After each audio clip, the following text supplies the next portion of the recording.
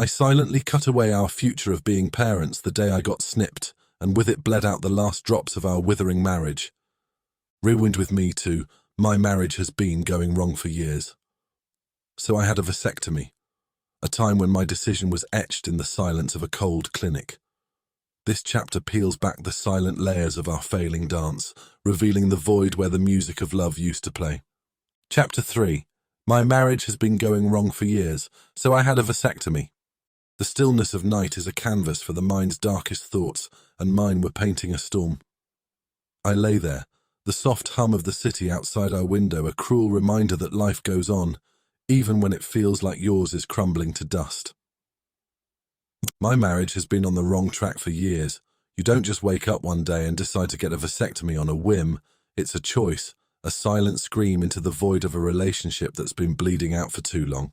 We were the perfect couple, or so everyone thought, but beneath the smiles and shared laughs, we were rotting, infested with unsaid words and unmet needs.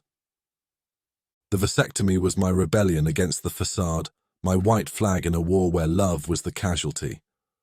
I couldn't tell her, couldn't voice the defeat. So I let the silence speak, and the doctor's scalpel sever more than just the possibility of children. It cut away the last thread of hope that we could be saved.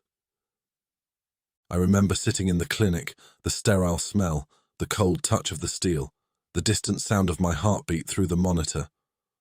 I'd signed the papers with a name that felt like it belonged to someone else. David, the man who once dreamed of teaching his son to play football or comforting his daughter after a nightmare. That David was gone, and in his place was a man making a choice for a future he could no longer envision with her. We'd become strangers, she and I, sharing meals, a bed, but not our lives, not really. Our conversations were as empty as the space between us at night. We filled our days with work, with friends, anything to avoid the silent screaming that echoed in our empty house. The day I got the procedure, I came home to her cooking dinner, the same apron, the same smile, but I was different. I was a man who had just taken control of the only thing he felt he could. I wanted to tell her, to sit her down and explain that this us wasn't working, that I was suffocating, but the words got lost on the way to my mouth, and so I just nodded when she asked how my day was. Now as I lay beside her, the ghost of that day haunting me, I wondered if she could feel the distance, or if she too was lost in her own sea of regrets. The investigator's card burned a hole in my wallet, a beacon of the inevitable.